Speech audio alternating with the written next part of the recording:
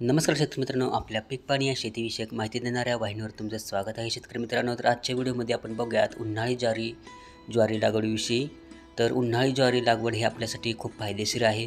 तुम्ही जर उन्हाळ्यासाठी आगामी ज्वारीची लागवड करू इच्छित असाल तर तुमच्यासाठी हा व्हिडिओ खूप छान होणार आहे. तेव्हा व्हिडिओ सुरुवातीपासून शेवटपर्यंत पूर्ण बघा आणि जर व्हिडिओ आवडला तर व्हिडिओला लाईक करा आणि चॅनलला सबस्क्राईब करा.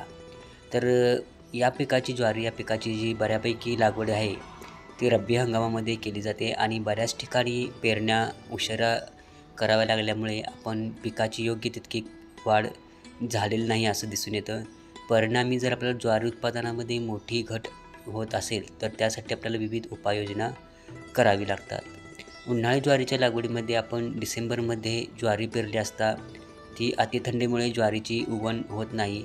त्यामुळे ज्वारीची पेरणी साधारण आपण फेब्रुवारीच्या पुढे केली तर चांगल्या प्रकारचा फायदा आपल्याला झालेला दिसून येतो.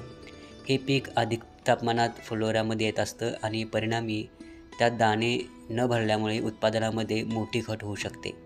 त्यामुळे उन्हाळी ज्वारीच्या पेरणीची योग्य कालावधी हा संक्रांतीच्या जवळपासचा असतो. त्यामुळे उन्हाळी ज्वारीची पेरणी ही साधारण 15 ते 20 जानेवारी दरम्यान जर केली तर निश्चितच चांगल्या प्रकारचा फायदा आपल्याला झालेला दिसून येतो. कारण विशेषतः रात्रीचं तापमान ह्या वेळेमध्ये 10 अंश सेल्सिअसपर्यंत होईल. त्यावेळी आपण याची जी आहे ती पेरणी करू शकतो. वाणांची निवड करत असताना आपल्याला उन्हाळी हंगामामध्ये अधिक कडबा उत्पादनासाठी नेहमीच्या खरीप हंगामातील वाणांची पेरणी करण्याऐवजी आपण रब्बीसाठी शिफारस केलेल्या सुधारित वाणांचा वापर करू शकतो. खरीप वाणाच्या पेरणीमध्ये वातावरणानुसार मर रोगाचा प्रादुर्भाव वाढत असतो. एकूणच अपेक्षित उत्पादन आपल्याला कमी मिळत असतं. उन्हाळी हंगामासाठी आपल्याला मालदांडी 35-1 या लोकप्रिय वाणाबरोबरच आपण परभणी मोती, परभणी ज्योती, फुले रेवती, फुले वसुधा, फुले यशोदा तसेच अकोला क्रांती या वाणांचे बियाणे आपण पेरणीसाठी वापरू शकतो. या वाणांचा पेरणी करणार असाल तर चांगल्या प्रकारचा फायदा झालेला तुम्हाला दिसून येतो. या बियाणे क्षेत्रासाठी आपण क्षेत्रविलगीकरण ठेवणे अतिशय महत्त्वाचं असतं. खरीप हंगामात शिफारस केलेल्या काळ्या ज्वारीस प्रतिकारक्षम वाण PVK 801 म्हणजेच परभणी श्वेता या वाणाचीही बियाणांसाठी पेरणी करता येते. या काळात बियाणांचा आकार लहान राहत असला तरी कणसातील एकूण बियाच्या संख्येमध्ये वाढ झालेली दिसून येते. परिणामी खरीप हंगामासाठी आपण उत्तम बियाणे उपलब्ध होऊ शकतं. त्यामुळे अशा बियाण्यांची उगवण 90% अधिक होत असल्यामुळे खरीप हंगामातील पेरणीसाठी हेक्टरी आपण 7.5 किलो बियाणे वापरू शकतो. जमिनीची निवड करत असताना आणि बीज प्रक्रिया करत असताना आपण सुद्धा काळजी घेणे अतिशय महत्त्वाचं आहे.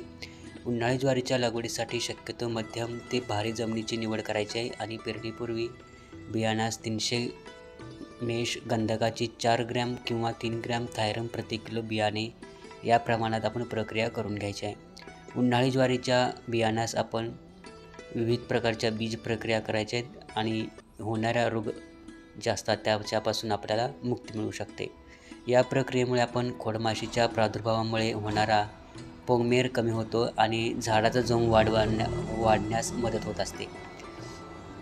त्याचबरोबर उन्हाळी ज्वारी पूर्णतः ओलिताखालीच घेतली पाहिजे आणि या ओलाव्याच्या कार्यक्षम वापर होण्यासाठी आपण 2 ओळीतील अंतर 45 सेंटीमीटर म्हणजेच 18 इंच ठेवू शकतो.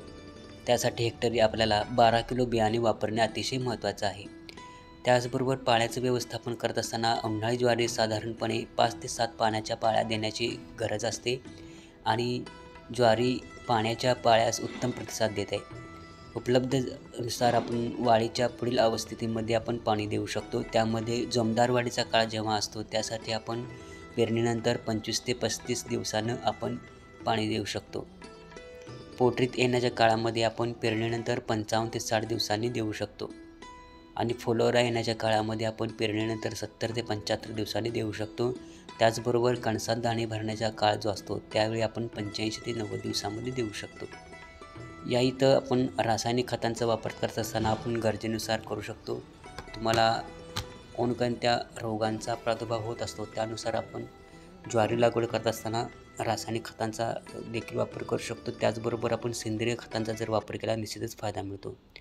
तर मित्रांनो, तुम्ही जर उन्हाळी ज्वारी लागवड करायची असेल तर तुमच्यासाठी खूप महत्त्वाची बातमी आहे आणि खूप चांगली ह्या व्हिडिओमध्ये माहिती देण्याचा प्रयत्न केला आहे. व्हिडिओ चांगला वाटला असेल तर चॅनलला सबस्क्राईब जरूर करा. धन्यवाद.